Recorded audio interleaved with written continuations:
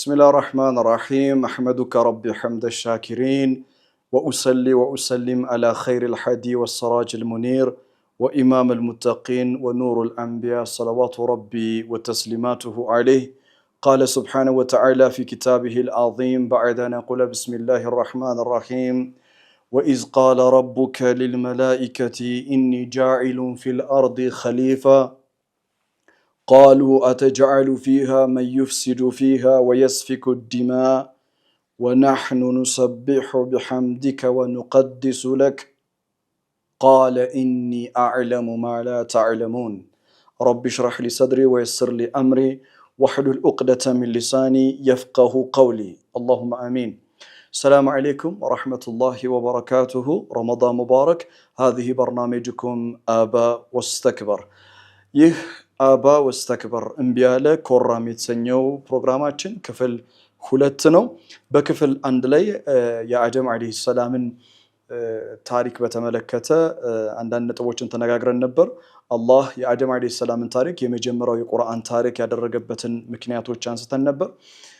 እናንተም ያሰባችሁበት እንድትቆዩ ጋብዣችሁ ነበር። ኢንሻአላህ ዛሬም እንቀጥላለን።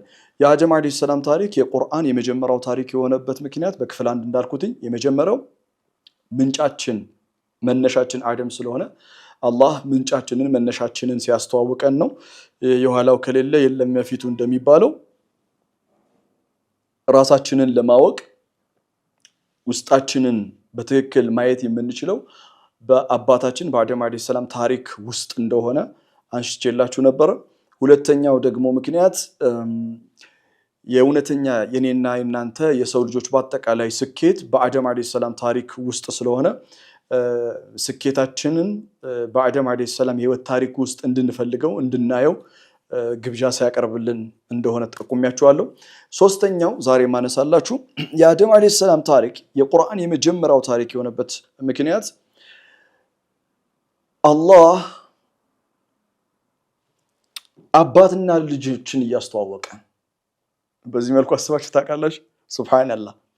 አላህ አባትና ልጆችን አባት የለም እኮ አደም አለይሂ ሰላም እኮ የለም፣ አሁን ከኛ መሃል እኮ አይደለም። ነገር ግን አባታችን በጣም የላቀ ስለሆነ አላህ ዘንድ ያለው ክብር እጅግ በጣም ረቂቅ ስለሆነ በመጀመሪያው የቁርአን ታሪክ ውስጥ የአባታችንን ታሪክ አደረገው። ልጆች እናንተ የአባታችሁን የአደም አለይሂ ሰላምን ታሪክ መተዋወቅ አለባችሁ። ልጆች አባታቸውን መተዋወቅ አለባቸው። አባት በሌለበት አላህ ለልጆቹ ያስተዋውቀዋል።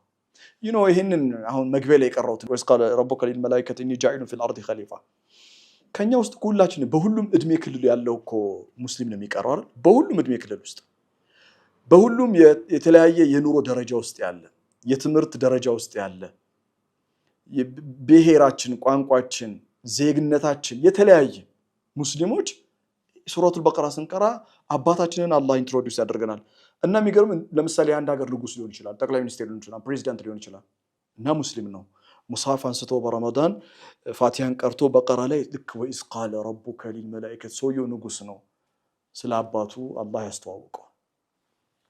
ምንም ንጉስ ብትሆን ልጅ ነህ፣ አባትን ተተዋውቀው። ዓሊም ጀሊል የዲን ዓሊም ጀሊል ሊሆን ይችላል። በቀራ ላይ ሲመጣ ወይስ ቃለ ረቡከ ሊልመላኢከቲ ኢኒ ጃኢል አንተ ዓሊም ጀሊል አላህ እውቀት የሰጠህ ታላቅ ዓሊም ነህ፣ አባትን ተተዋውቀው ይላል አላህ። ሱብሃንአላህ። ቁርአን ውስጥ አላህ የየትኛውንም ነቢይ መልእክተኛ ታሪክ ሳያወሳ የቀደምት ህዝቦችን ታሪክ ሳያወሳ ስለ የትኛውም ነብይና መልእክተኛ ሌጋሲ አሻራ፣ ሁሉም ነቢያቶችና መልእክተኞች አሻራ ጥለው ነው የሄዱት። ስለነሱ ሌጋሲ አሻራቸው ሳያወራ ያስቀደመው የመጀመሪያው የአደም አለይሂ ሰላምን ሌጋሲ ነው። ግሪን ሌጋሲ ይባላል አይደል? አረንጓዴ አሻራ። እኔ እላችኋለሁ አረንጓዴ አሻራ መልካም ነገር ነው። የሰው ዘር በአጠቃላይ ግን አደሚክ ሌጋሲ ያስፈልገዋል። አደም ሌጋሲ ያስፈልገዋል። የአደም ሌጋሲ ያስፈልገዋል። የአደም አሻራ ያስፈልገዋል። ለማንኛውም ሶስተኛው ምክንያት ልጆችን አላህ አባታቸውን ሲያስተዋውቀውን እና በዚህ ረመዳናችን የምናየው እኛ ልጆቹ አባታችንን አደም አለይሂ ሰላምን በጥልቀት እንተዋወቀዋለን ማለት ነው። አራተኛ አላህ የአደም አለይሂ ሰላምን ታሪክ የመጀመሪያው የቁርአን ታሪክ ያደረገበት ምክንያት ለአደም አለይሂ ሰላም ልዩ የሆነ ፍቅርና ክብር እንዲኖረን ነው። እኔ በጣም ውስጤን የሚያሳዝነኝ ነገር ነው ማነሳላችሁ። እውነቴን ነው የምላችሁ። ለአደም አለይሂ ሰላም ፍቅር የለም። ከእስልምና ውጭ ያሉ ሌላ ቤተ እምነቶች አደም አለይሂ ሰላም የእምነታቸው አንድ አካል ይሆኑ፣ ለምሳሌ ክርስቲያኖች፣ አይሁዶች፣ እኛ ሙስሊሞች እና ሱብሃንአላህ በየትኛው እኔ እስከዛሬ ድረስ በእድሜ የቀረብኩት ሰው ያየሁት ሰው የሰማሁት ያዳመጥኩት የሌላ ሃይማኖት ሰባኪ ሊሆን ይችላል፣ የኛ መሻይኾቻችን ሊሆን ይችላል፣ ከአደም አለይሂ ሰላም ጋር ስሜታዊ ቁርኝነት ኢሞሽናል አታችመንት አይቻላል። ለዚህ ምክንያቱ ምን መሰለ? አንደኛ ሸይጣን የተጫወተው ጨዋታ፣ ወደፊት እንነጋገራለን። አሁን ጊዜው አይደለም ስለ ሸይጣን። ኢብሊስ ከተጫወተው ዓለም ላይ ከተጫወተው ትልቅ ጌም እና የተሳካለት ጌም ምንድነው ብላችሁ ብትጠይቁኝ አባታችንን በጥልቀት እንዳናቀው ነው ያደረገን። ለምን መሰለ? አባታችንን በጥልቀት ካወቅ ነው እኛ የስኬት ማማ ላይ እንደምንደርስ ያውቃል። ሸይጣንን እንደምናንበረክከው ያውቃል። ክብራችን ማረጋችን ከፍ እንደሚል በጌታ ፊት በአላህ ፊት ያውቃል። እና ዋን ኦፍ ሸይጣን ከተጫወተው ኢብሊስ ከተጫወተው ኢብሊስ ወጁኑዱሁ ኢብሊስና ወታደሮቹ ከተጫወቱት ከባድ ጌም መካከል በሰው ላይ ሰዎች ስለ አደም አለይሂ ሰላም በጥልቀት እንዳያውቁ ማድረግ፣ ከአደም አለይሂ ሰላም ማዘናጋት። ለዛ ነው ከመዘናጋታችን የተነሳ እንደ አባት እንኳን አናስበውም። ኢሞሽናል አታችመንት፣ ቅድም እንዳልኩት ስሜታዊ ቁርኝነት የለንም። እና አላህ እኮ የመጀመሪያ ታሪክ ያደረገው እኮ ለአደም እኔና እናንተ ልዩ የሆነ ፍቅር እና ክብር እንዲኖረን። ልዩ የሆነ ፍቅር አባትን the more you know him the more you love him። አባቶቻችን ማንኛውም ሰው አባቷን በጥልቀት ባወቀችው ቁጥር በፍቅሩ ነው የምትወድቀው። ልዩ ክብር ነው የሚኖርሽ። አላህ ልዩ ፍቅርና ክብር ለአደም እንዲኖረን የመጀመሪያው ታሪክ ያደረገው የአደም አለይሂ ሰላምን ታሪክ ነው። ሱብሃንአላህ ወላሁ አለም። እኔ ማምነው አደም አለይሂ ሰላምን ማፍቀር፣ መውደድ፣ ማክበር ከኢማን አንድ አካል ነው። የኢማናችን አንድ አካል መሆን አለበት። አደምን አለይሂ ሰላም ምን ማለት ይመስላችሁ? የኢማን አንድ አካል መሆን አለበት አደምን ማፍቀርና ማክበር። አደም አለይሂ ሰላምን ማፍቀርና ማክበር የኢማናችን እንዴት ብዬ ልግለጸው? አደም አለይሂ ሰላምን ማፍቀርና ማክበር it's part of our iman፣ የኢማናችን አንድ አካል ነው። በሌላ አባባል የአንድ ሙእሚንነት መገለጫው ሪፍሌክሽኑ አደምን ማክበርና ማፍቀር አለይሂ ሰላም። አደም አለይሂ ሰላምን ማፍቀር ማክበር የኢማን ምልክቱ ነው። አምስተኛ አላህ ለሁላችንም የአባታችንን የአደም አለይሂ ሰላምን ፍቅር በልባችን ውስጥ አላህ ያኖርልን። አደምን የምናከብር አለይሂ ሰላም፣ አደም አለይሂ ሰላምን የምናፍቅር የምንረዳው አላህ ያደርገን። አላሁማ አሚን። አምስተኛ የአደም አለይሂ ሰላም ታሪክ የመጀመሪያው ታሪክ የሆነበት ምክንያት አምስተኛና የመጨረሻው ነው። እስኪ እናንተ ጥቀሱልኝ ከአደም አለይሂ ሰላም ውጪ የተጠቀሱ ነቢያቶች ታሪካቸው የተወሱ። እስኪ ለምሳሌ እንጥቀሳቸው አንድ ላይ። ኢብራሂም አለይሂ ሰላም፣ ዘከሪያ፣ ኢስሐቅ፣ ያዕቆብ፣ ኑህ፣ ሳሌሕ፣ ሁድ፣ ሹዓይብ፣ ሙሳ፣ ሃሮን፣ ዒሳ። ቁርአን ውስጥ የተወሱ ነቢያቶች አሉ አይደል? 25 ነቢያቶች ቁርአን ውስጥ ታሪካቸው ያሉ ነቢያቶች። ከዛ ትውልዶቻቸው ደግሞ አሉ። ነቢያቶችና ትውልዶቻቸው፣ መልእክተኞችና ትውልዶቻቸው። የነቢያቶችና የትውልዶቻቸው ታሪክ ቁርአን ውስጥ የሁሉም ነቢያቶች የሁሉም መልእክተኞች ታሪካቸው ከትውልዶቻቸው ጋር ያለው ታሪክ ከአደም አለይሂ ሰላም ታሪክ በኋላ ነው አላህ የጠቀሰው። በሌላ አባባል የኢብራሂም አለይሂ ሰላም ታሪክ የመጀመሪያው ታሪክ አይደለም። ቁርአን ውስጥ ሱረቱል በቀራ ላይ ስለ ኢብራሂም አለ አለይሂ ሰላም። ያዕቆብን ኢስሐቅን ያነሳል። በኒ እስራኤሎች ከቁጥር 40 ጀምሮ ያ በኒ እስራኤል ብሎ ይጀምራል። የመጀመሪያው ታሪክ አላህ የአደምን አለይሂ ሰላም ታሪክ ያደረገው ለምንድን ነው? ለምን የሌሎች ነቢያቶችና መልእክተኞችን ታሪክ አላደረገም ብለህ ከጠየቀኝ ምክንያቱ ይሄ ነው። ሁሉም ነቢያቶችና መልእክተኞች የአደም አለይሂ ሰላም ልጆች ናቸው። ልጆች ከአባት በፊት ቀድመው ሊጠቀሱ አይገባቸውም። አላ ተቁሉነ ሱብሃነላህ ألا تقولون سبحان الذي أنزل هذه السورة المباركة وعلمه للناس سورة البقرة يا ورد جيتات أراتي قبواتلو بتأمم ياسكرم النزي نبياتوچنا ملائكتኞች ከአደም አለይሂ ሰላም ታሪክ በኋላ ነው አላህ ያወሳቸው ታሪካቸው። ለምን? አባት ይቀድማል። የልጆች አሻራ አይደለም መወሳት ያለበት፣ የአባት አሻራ የአደም ሌጋሲ። ከዛ ቀጥሎ ኢብራሂም፣ ኢስሐቅ፣ ያዕቆብ ሌሎች ነቢያቶችን አላህ ያነሳል ማለት ነው። መልካም የሰው ልጆች በህይወት ዘመናቸው ብዙ ነገሮችን አጥንተዋል። የሰው ልጅ ፊዚዮሎጂ አካልን አጥንተዋል አይደል? የሰው ልጅ አካል ምንድነው የሚለው ፊዚዮሎጂ ሰው አካል የሰው ልጅ አካል ተጠንቷል። ሂውመን ሳይኮሎጂ የሰው ልጅ ስነ ልቦናው ተጠንቷል። ባዮሎጂ፣ ፊዚክስ፣ ሶሺዮሎጂ፣ አንትሮፖሎጂ፣ ፖለቲክስ፣ ካልቸር፣ ላንጉጅ፣ የእንስሳት ዓለም። የሰው ልጅ ያላጠናው ነገር ምንድነው? እስኪ የሰው ልጅ እኮ ሁሉ ነገር አጥንቷል። በል እንደውም the massive universe አጽናፈ ዓለሙን አጥንቷል። ግን የሚያሳዝነው ምን እንደሆነ ታውቃላችሁ? ቅድም እንዳልኩት ሸይጣን የተጫወተው ጨዋታ ይሰራልን። የሰው ልጅ ማርስ እያጠና ስለ ከዋክብቶች እያጠና ስለ ብላክ ሆል አጥንቶ፣ በሚያሳዝነው ሁኔታ ግን የሰው ልጅ ስለ አባታችን አደም አለይሂ ሰላም ያጠናው በጣም ጥቂት ነው። የዚህ የረመዳን ፕሮግራማችን አደም አለይሂ ሰላም የሆነበት ምክንያት አደም አለይሂ ሰላምን ድጋሚ መቃኘት ስላለብን። ብዙ የተበላሹ ነገሮች አሉ በሰው ልጆች ህይወት ውስጥ ታውቃላችሁ። Before we dive into the story of Adam, ወደ አደም አለይሂ ሰላም ታሪክ ውስጥ ጠልቀን ከመግባታችን በፊት ከሱረቱል በቀራ ማንሳት የምፈልገው ነገር አለ። የሰው ልጅ ብዙ ስለ አደም አለይሂ ሰላም አላጠናም ብያቸዋለሁ። አደም አለይሂ ሰላም ታሪኩ ሁሉ ቦታ መሆን ነበረበት። በሁሉ ጆሮ፣ በሁሉ ልብ ውስጥ፣ በሁሉ አእምሮ ውስጥ ሁሌ መመላለስ አለበት ብዬ ነው ማስበው። ምክንያቱም ጅማሬያችን እሱ ነው። እዛ ጋር የተፈጠረው ስቶሪ it speaks volume። በጣም ብዙ ነገር የሚናገር ነው። ብዙ የኛን ህይወት የሚያስተካክል ነው። እና በቃ የረመዳናችን ድምቀት የረመዳናችን ብርሃን የአደም አለይሂ ሰላም ታሪክ እንደሆነ ፈልጋለሁ።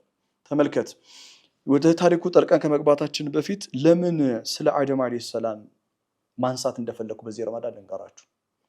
ብዙ ምክንያቶች አሉ ስለ አደም አለይሂ ሰላም እንድናነሳ የፈለኩበት። ከነዛ መካከል አንዱ እኛ የሰው ልጆች በልባችሁ ጆሮ አዳምጡኝ ሻሁን። እኛ የሰው ልጆች we've been given amazing personalities። እኛ የሰው ልጆች አስደናቂ የሆኑ ስብዕናዎች ተሰጥተውናል። አላህ አስደናቂ የሆነ ስብዕና በሩሃችን ውስጥ አድርገዋል። የሰው ልጅ አስደናቂ የሆነ ማንነት ያለው ፍጡር ነው። ያለመታደል ሆኖ ዛሬ በምንኖርበት ዓለም በቴክኖሎጂው ዘመን ዘመናዊነትና ሳይንስ በነገሰበት ዘመን የሰው ልጅ እያጣ ያለው ነገር እለት ተዕለት ከነፍሴ ጭምር እያጣ ነው ያለ ነው። በጣም አንገብጋቢና አሳሳቢ ነገር ስብዕናችን እየላዠቀ ነው። የሰው ልጆች ሰዋቢ ማንነታቸውን እየተው ነው። አንዳንድ ጊዜ ቁርአን እንደሚነግረን ከልአንዓም እነሱ መንገድ ስተዋሉ አደሉ ሰቢላ እንደ ከብት ናቸው ከልአንዓም እንደ ከብት ናቸው ከከብትም በታች ናቸው ይላል አንዳንድ ጊዜ አላህ ይጠብቃል እንደዚህ አይነት ዘመን ላይ ነው ያለነው ያ ታላቅ የሆነው ማንነታችን ስብዕናችን መላእክት ሁሉ ለአባታችን እንዲሰግድ ያስደረገው ማንነታችንስ ብርሃናዊ ማንነታችንስ የሰው ልጅ እኮ አስደናቂ ፍጡር ማወቅ የምትፈልግ ከሆነ ህፃናቶችን ተመልከታቸው በወራት ቤት ያሉ ህፃናቶች 3 ወር 4 ወር 5 ወር 6 ወር 8 ወር 2 ዓመት 3 ዓመት እንዴት ነው ደስ የሚሉት ህፃናት አንተ እኮ እንደዛ ነበር አይገርምም አንቺ እኮ እንደዛ ነበር እኔ እኮ እንደዛ ነበር እኔ አንዳንዴ በጣም ታጀባለሁ የ3 ወር ህፃን ልጅ ሳይ በጣም ነው የሚደንቀኝ was I really like that እኔ እንደሱ ጣፍጥ ነበር ማለት ነው እኔ እንደሱ ንጹህ ነበርኩ ማለት ነው ያ አላህ ሱብሃንአላህ የአደም አለይሂ ሰላምን ታሪክ የመረጥኩበት ምክንያት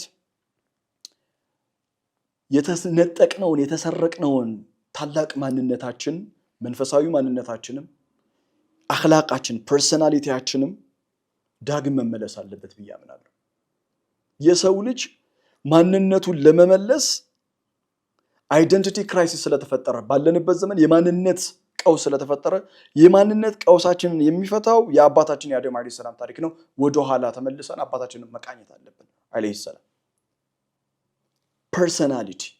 personality ምንድነው ስብዕና ምንድነው ስብዕና personality is who we truly are አንተ ማን አንቺ ማንነሽ ኻሊድ ማን ነው የሚለው የእውነት የኛ ማንነታችን personality person ሰው ነው አይደል personality ሰባዊነታችን ማንነታችን ስለ ማንነት ላወራችሁ በልባችሁ ጆሮ አዳምጡኝ የዚህ ፕሮግራም ከዚህ በኋላ የምንማራቸው በአጠቃላይ ነገሮች የሚመለሱት ወደ እነዚህ ሁለት አጀንዳ ነው አሁን የምነግራችሁ ሁለት አጀንዳ የፕሮግራሙ ዓላማም ይሄ ነው ይኸውልህ ዓለም ላይ ሁለት አይነት ማንነት ነው ያለው በሁለት የሚከፈል ማንነት ነው ያለው አንደኛው ማንነት አደሚክ ፐርሰናሊቲ እንለዋለን ምን ማለት ነው አደማዊ ማንነት አለይሂ ሰላም አደማዊ ማንነት የአደም አለይሂ ሰላም ትልቅነት ያለው ምን ውስጥ ነው ብዬ በጠይቃችሁ ምንድነው የምትመልሱልኝ አደም አለይሂ ሰላም ትልቅ ያደረገው ነገር ምንድነው one of Adam's greatness was his great personalities የአደም አለይሂ ሰላም ታላቅነት በታላላቅ ስብዕናዎቹ ውስጥ ነው የነበረው አደም ታላቅ የሆነ ስብዕና አለይሂ ሰላም የነበረው ሰው ለመሆኑ ክፍል 1 ላይ አንድ ነገር ብያቸዋለሁ ርዕሴ ምንድነው አባ ወስተክበር እምቢ ያለ ኮራ አደምስ ለአላህ ለሁሉ ነገር እሺ ያለ አንተ ለሁሉ ነገር እሺ ለማለት ከጀነት ወረድ ለማለት ተበለ እሺ ለማለት ማለት የላቀ የሆነ ከአእምሮ በላይ የሆነ ስብዕና ሊኖር ይገባል አልተከራከረም እኮ አደም እንዴ ሱረቱል አዕራፍ ላይ ወደፊት ስንደርስ እናያለን ኢብሊስ እኮ ዳይሬክትሊ አላህን የተከራከረው ዳይሬክት قال انا خير منه I am better than him እኔ ከሱ እበልጠዋለሁ خلقتني من نار وخلقته من طين በቀጥታ አላህ ነው አደም ግን አለይሂ ሰላም ምን አይነት ስብዕና እሺ የአደም ስብዕና የአደም ታላቅነቱ በማንነቱ ውስጥ ነው ያለው አደም አለይሂ ሰላም ሰብሚሲቭ ነው ታዛዥ ነው ታዛዥነትን ከአደም እኮ ታያለ አለይሂ ሰላም አደም አለይሂ ሰላም ራሱን ዝቅ humble ነው የሚተናነስ ነው ተضرع لله ለአላህ ራሱን ተضرع ያደረገ ነው አደም he take responsibility አደም ኃላፊነትን የሚሸከም ኃላፊነትን የሚወስድ ማንነት የነበረው ሰው አጥፍተሃል ተባለ አትንካ የተባልከውን ነክተሃል ተባለ ነክቻለሁ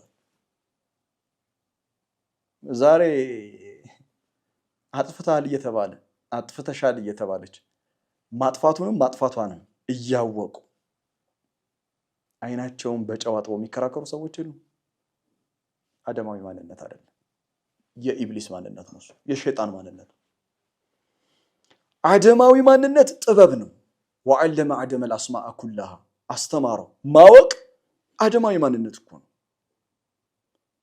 ጥበብ አደማዊ ማንነት እኮ ነው ተጠያቂነት accountability ተጠያቂነት አደማዊ ማንነት እኮ ነው ዛሬ ትዳርም አያስፈልግም የሚሉ ሰዎች መጥተዋል እኮ ትዳር እኮ አደማዊ ማንነት ነው ያ አደሙ እስኩን አንተ ወዘውጁከል ጀና ትዳር እኮ የጀመረው እኮ በጀነት ነው እኔ ደስተኛው ነኝ ለመኖር ትዳር አያስፈልገኝም የምትል እህት ታያለ እኔ ህይወትን ለመኖር ልጅ ወልዶ ትዳር ይዞ መኖር አያስፈልገኝም የሚል ወንድ ተሰማል አደማዊ ማንነት አይደለም ለማንኛውም አደሚክ ፐርሰናሊቲ አለ አደማዊ ማንነት ስንል ምን ማለት መሰላችሁ ሰዋዊ ማንነት ማለት አደም የመጀመሪያው ሰው አይደል እንዴ ሰዋዊ ማንነት ማለት ነው አንዳንድ ጊዜ እኔና እናንተ እንላለን በሶሻል ሚዲያ ሊሆን ይችላል በጣም አሰቃቂ የሆነ ወንጀል ሲፈጸም እነዚህ ሰዎች ሰው አይደሉም ወይ እንላለን ከሰው አልተፈጠሩም ወይ እንላለን ምን ማለታችን ነው የሰው ልጅ በፍጹም ሊቀበለው የማይችል ሰዋዊ ያልሆነ ሸይጣናዊ የሆነ ማንነት ነው ይያለን ሁለት አይነት ማንነት አለ ምልህ ይሄ ነው አደሚክ ፐርሰናሊቲ አደማዊ ማንነት አለ ሁለተኛው ማንነት ሸይጣኒክ ፐርሰናሊቲ ሸይጣናዊ ማንነት ምንድነው ሸይጣንን ሸይጣን ያደረገው ተመልከት ሸይጣንን ሸይጣን ያደረገው ማንነቱ ነው በቃ ሌላ ነገር እኮ የለውም ሸይጣን እኮ ተፈጥሯዊ ቅርጹ እኮ አይደለም እኮ ሸይጣንን ሸይጣን ያደረገው ማንነቱ ነው ልክ አደምን አደም ያሰኘው ታላቅ ማንነቱ እንደሆነ ሁሉ ሸይጣን the devil became the devil because of his personality ምን ማለት ነው ሸይጣን ለምሳሌ እምቢ አለ ኢብሊስ ወስተክበር ኩራተኛ ሆነ ምቀኝነት ኩራት ትዕቢት ከኔ ወዲ ላሳር ከኔ በላይ ማን እኔ ብቻ እኔ ላይ ማንንም አይደርስም ክፋት ተንኮል ጠላትነት ሸይጣናዊ ነው የሸይጣን መንገድ ይሄ ነው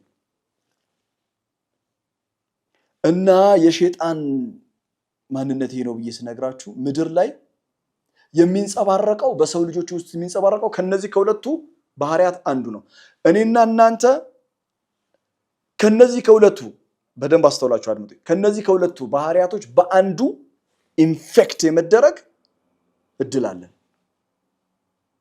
አሁን እኛ ቫይረስ ያጠቃን ጉንፋን አሁን ለምሳሌ ቫይረስ ነው አይደለ አናየውም እንኳን አናየውም እና በቃ ጉንፋን ታመም ያለው ብለን እንተኛለን ራይት በባክቴሪያ የተጠቃ ሰው ልክ እንደዛው ቫይረስ እና ባክቴሪያ ሳናየው እንደሚያጠቃን ሁላ እነዚህ ወይ አደማዊ ማንነት ያጠቃሃል እድለኛንን እሱ ካገኘን ወይ ደግሞ ሸይጣናዊ ማንነት ያገኛል በየትኛው በመጽሐፍ መልኩ ሊሆን ይችላል ይመጣል ሶሻል ሚዲያ ላይ ሊሆን ይችላል ይመጣል ጓደኛሽ ልትሆን ትችላለች ሱረቱ ናስ ምንድነው የሚለው ሲዘጋው ሱረቱ ናስ الذي يوسوس في صدور الناس من الجنة والناس ሰውም ሸይጣንም ነው እኮ የሚወሰውሰው ነው የሚለው ቁርአን ሰው ሆኖ የሸይጣን ማንነትን ተላብሶ የሚወሰውስ አለ እኮ ነው ያለው የሰው ሸይጣን አለ የሰው ሸይጣን አለ የሚለው ቁርአን ምንድነው ማንነቱ እኮ ነው ማን ሰው ይወላችሁ በአካል ሰው ነው ማንነቱ ሸይጣናዊ ነው የአደም አለይሂ ሰላም ታሪክ ያመጣሁትኝ በዚህ ረመዳን ይሄ እኔና እናንተ አደማዊ ማንነት ነው ያለን አላህ ይጠብቀን ሸይጣናዊ ማንነትን ምን ያላስተውለ ነው ተመልከቱ የዛሬው መዝጊያ ሐሳብ ይሄ ነው እነዚህ አሁን ያልኳችሁ አደማዊ ማንነትና ሸይጣናዊ ማንነት በሁለት ሰዎች ውስጥ ራሳያችሁ ቁርአን ውስጥ ያሉ አንደኛው ሙሳ አለይሂ ሰላም ሞዛይክ ፐርሰናሊቲ ይባላል ሙሳዊ ማንነት የሙሳ አለይሂ ሰላም ማንነቶችን በሙሉ ካያችሁ አደማዊ ማንነት ነው አደማዊ ምንድነው ማንነት ነው የፊርዖንን ማንነት በአጠቃላይ ካያችሁ የፊርዖን ማንነት አና ረብኩሙል አዕላ ሱረቱ ናዚያት አና ኢብሊስ አና ኸይሩ ሚንሁም ሱረቱ አልአዕራፍ ምዕራፍ 7 ቁጥር 12 አያችሁ ፊርዖኒክ ፐርሰናሊቲ ፍርዖናዊ ማንነት ንጹሃንን መግደል፣ ህፃናትን መግደል፣ ለህፃናት እንኳን አለመራራት፣ ሰውን እንደ እንስሳ መቁጠር፣ ኩራት፣ ችክ ማለት፣ ትዕቢት ፊርዖኒክ ፐርሰናሊቲ የፊርዖናዊ ማንነት ከሸይጣናዊ ማንነት የተቀዳ ነው። የሙሳ ዓለይሂ ሰላም ማንነት ከአደም ዓለይሂ ሰላም ማንነት የተቀዳ ነው። ከሁለቱ ውጪ ሌላ የለም ሶስተኛ። ኢማ ሃዛ ኦር ዲስ ዋን፣ ወይሄ ወይሄ። ስለ አደም ሸይጣን እንዳናጠና የሚፈልገው ለዚህ ነው። ለምን? አደማዊ ማንነት እንዳንላበስ፣ ሙሳዊ ማንነት እንዳንላበስ። የአደም ዓለይሂ ሰላምን ታሪክ የምናጠናበት ዋናው ዓላማ መንፈሳዊነትን ለመላበስ የመንፈሳዊ ስኬት ላይ ለመድረስ እና ማንነታችን አደም ዓለይሂ ሰላም አደማዊ ማንነት ለማድረግ ነው። ለምን መሰላችሁ? our personality determines our destination። የኛ ማንነት የመጨረሻ ውጤት፣ የኛ ህይወት የመጨረሻ ዲስቲኔሽን፣ የመጨረሻ ፍጻሜያችን ማንነታችን። ምሳሌ ስጠኝ ካላችሁኝ ሙሳ ዓለይሂ ሰላም ሙሳ ሆኖ እስከ መጨረሻው ያበቃው ሙሳን እስከ ዛሬ ድረስ በአስደናቂ የህይወት ታሪክ ውስጥ የሚነሳው ማንነቱ እኮ ነው። ሌላ ነገር እኮ የለም። እናንተ ቢላ አለይኩም ስለ ሙሳ ስታሰቡ የሆነ እንትን መልኩ ምናምን ስላችሁ እኮ አታውቁም አይደል? ብታውቁ እንኳን ሬር ነው። ማንነቱን ነው የምትስሉት። ለዛ ነው እኔ የሚገርመኝ አንድ ነገር ገራችሁ ቁርአን ውስጥ ወላሂ በጣም የሚገርመኝ የትኛውንም ነብይ መልእክተኛ ወሰላሙን አለል ሙርሰሊን በሁሉ መልእክተኞች ላይ አላህ ሰላም ይስፈን ስለ የትኛውም ነቢያና መልእክተኛ ሳጠና በአእምሮዬ ስዕላቸው መጥቶልኝ አያውቅም። ለምን መሰላችሁ? ቁርአን ስዕላቸውን በፍጹም አእምሯችን ውስጥ እንዳይገባ አድርጎ ግን ማንነታቸውን እንድንላበሱ አድርጎ ነው የነገረን። አላ ተቁሉና አላሁ አክበር ሱብሃንአላህ። ፊርዖን የመጨረሻ ጣፈንተው ምን ነበር? ፊርዖን ያ የመጨረሻ እኮ ዲስቲኔሽን የመጨረሻው ወአግረቅናሁ ወስተክበረ ሁወ ወጅኑዱሁ እሱና ወታደሮቹ ኮሩ፣ መጨረሻቸው ባህር ሆነ። ለምን? ማንነትህ የመጨረሻ ፍጻሜ እሱ ነው። ማንነትሽ የመጨረሻ ፍጻሜ እሱ ነው። ማንነታችን ፍጻሜያችን ከሆነ ለምን ማንነታችን አደማዊ አይሆንም?